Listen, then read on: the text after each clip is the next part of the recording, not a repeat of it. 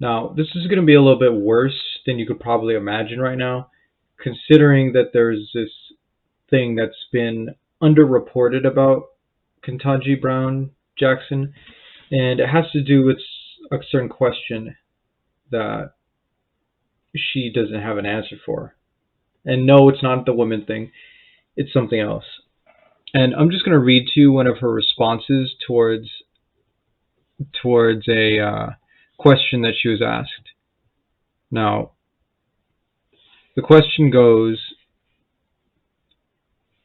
the theory that humans possess inherent or inalienable rights is reflected in the Declaration of Independence, which states, "We hold these truths to be self-evident, that all men are created equal, that they are endowed by the Creator with certain unalienable rights, that among these are life, liberty, and the pursuit of happiness." Do you hold a position on whether individuals possess natural rights? Yes or no? Now, if you're from the United States, you might be a little confused about what it might be meaning there, which is supposed to be God gives you these rights, right? And me, I'm an atheist, which is interesting to be on this political spectrum where I am, considering that I don't believe in God. But now, with that being said, there's also another part to that, which means that these are inherent to the human, which is what I believe in. That these rights come from being a human being themselves. And the reason that it is worded this way, specifically, it is either these rights are given to you from God or they are inalienable to the human being. The reason this is so important these days is because if the government gave you these rights, then the government can take them away, right? By using methods that come from humans, there are logical pathways and logical arguments in different routes that people can go through in order for them to find out ways to get to your rights.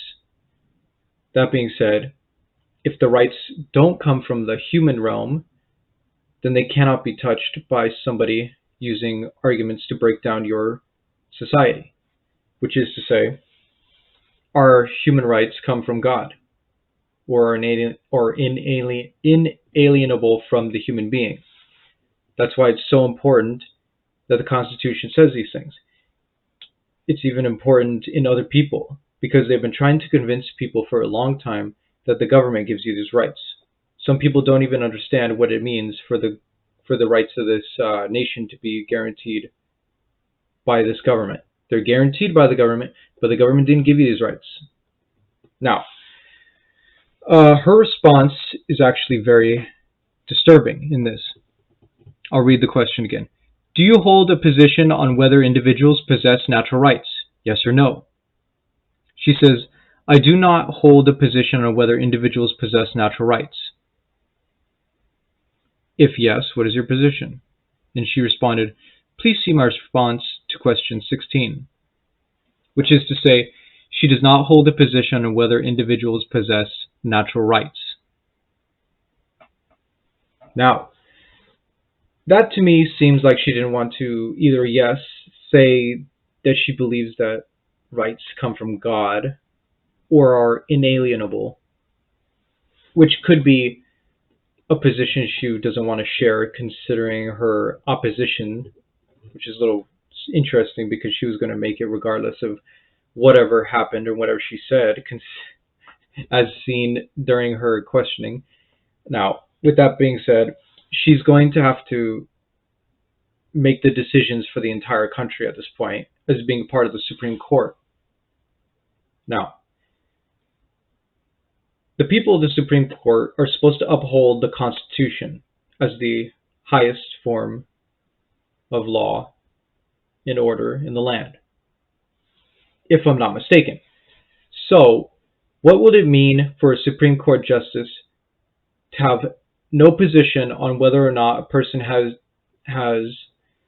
the natural right to free speech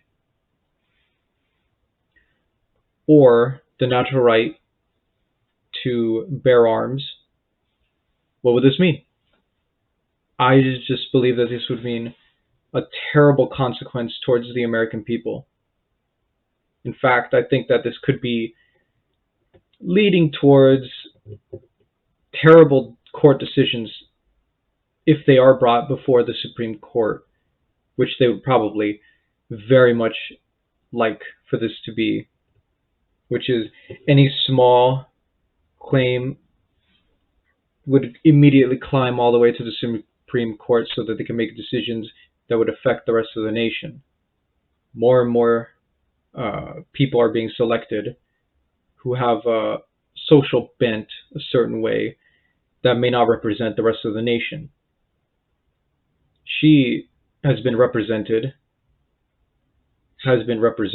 her own ideas. And up to this point, she does not represent what it is for the founding of this nation.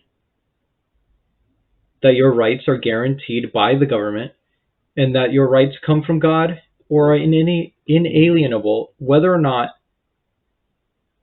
the government even honors those things. You still have those rights.